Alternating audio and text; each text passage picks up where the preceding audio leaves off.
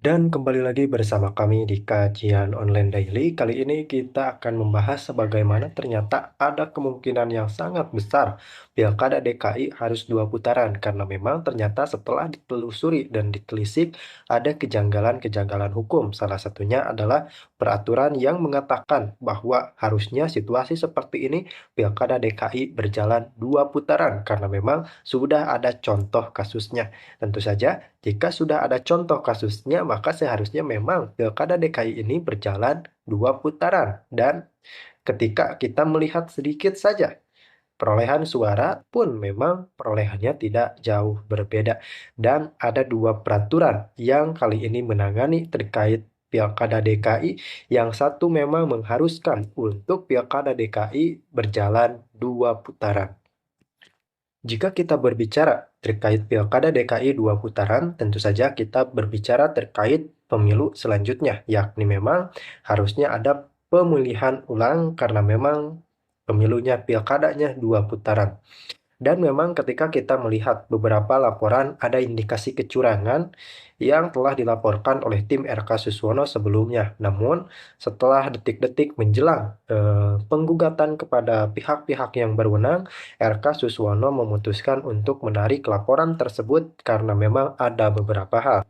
Namun kali ini setelah ditelusuri oleh tim KPU ternyata ada beberapa peraturan yang janggal dan memang hal tersebut harus segera diluruskan karena kita tahu bahwa pelantikan memang sangat mepet. Jadi, apapun bisa terjadi sebelum terjadinya pelantikan gubernur terpilih DKI. Memang KPU sudah menetapkan penetapan gubernur terpilih dan ketika kita melihat undang-undang ini, harusnya memang Pilkada DKI dua putaran. Namun kali ini ada hal yang sangat mengejutkan terutama dari kubu Koalisi Indonesia Maju. Kali ini Pak Prabowo Subianto menyampaikan sebuah statement yang sangat-sangat mengejutkan. Dilansir dari beberapa sumber, Pilkada DKI Jakarta memang seharusnya dilakukan dalam dua putaran jika tidak ada pasangan calon yang memperoleh lebih dari suara 50% mayoritas di putaran pertama. Dan memang 50% ini harus plus 1. Jadi artinya ada beberapa ambang keputusan yang harus diperbaiki dan harus dijelaskan. Penjelasan ketentuan dua putaran pasal 107 Undang-Undang Pilkada. Dalam pilkada pasangan calon dianggap menang jika memperoleh lebih dari 50% suara sah. Jika memang pasangan calon yang memenuhi ambang batas tersebut, maka dilakukan putaran kedua. DKI Jakarta sebagai daerah khusus memiliki pendudukan besar yang memang kita tahu bahwa Jakarta ini merupakan pusat ekonomi Indonesia. Namun, kita akan menjelaskan bagaimana skema dua putaran tersebut hadir adanya dua peraturan, yakni daerah khusus ibu kota, kemudian daerah khusus Jakarta atau DKJ. Nah, ketika Pilkada 2024 berada dalam transisi tersebut, karena memang Jakarta kali ini menjadi daerah khusus Jakarta. Dan inilah persoalannya dilansir dari beberapa sumber pun, bahwa daerah khusus Jakarta mengatakan bahwa pasangan atau Pilkada 2024 di Jakarta ini harusnya berjalan dua putaran.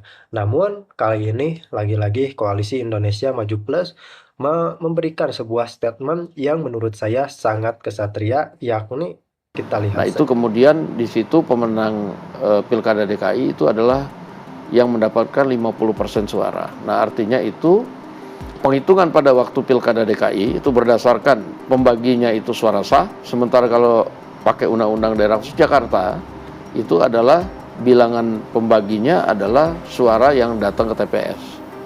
Nah sehingga dalam konteks itu, kalau dalam Pilkada DKI itu pasangan nomor urut 3 mendapatkan 50% lebih, sementara kalau pakai daerah khusus Jakarta itu 46%, sekian.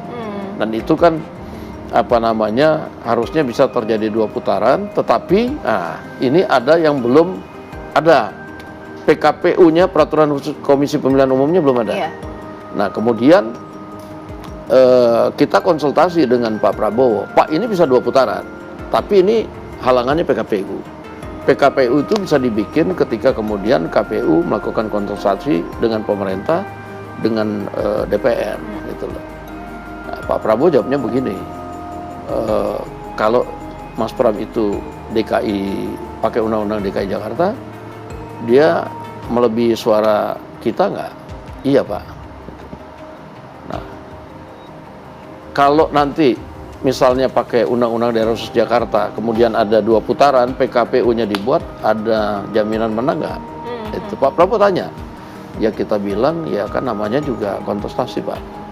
Ya udahlah, dia bilang gitu. Ini kan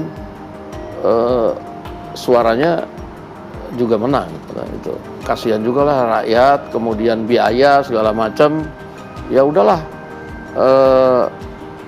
Ya artinya nggak usah buat aturannya dulu. Jadi panjang gitu ya. pakai aja yang udah lama. Ya konsekuensinya pemenangnya ya bukannya yang dicalonkan oleh Gerindra dan Golkar misalnya ya. Jadi itu Pak Prabowo nggak ada masalah.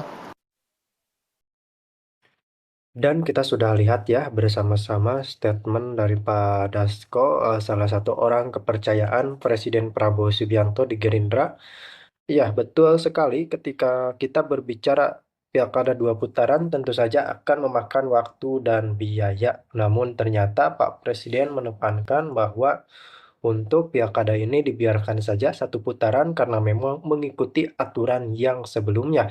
Meskipun kita tahu bahwa DKJ, aturan daerah khusus Jakarta mengatakan situasi seperti ini harusnya 2 putaran. Namun terlepas dari pro kontra itu semua, ternyata Prabowo Subianto memilih mengikuti aturan yang berada di daerah khusus ibu kota Jakarta.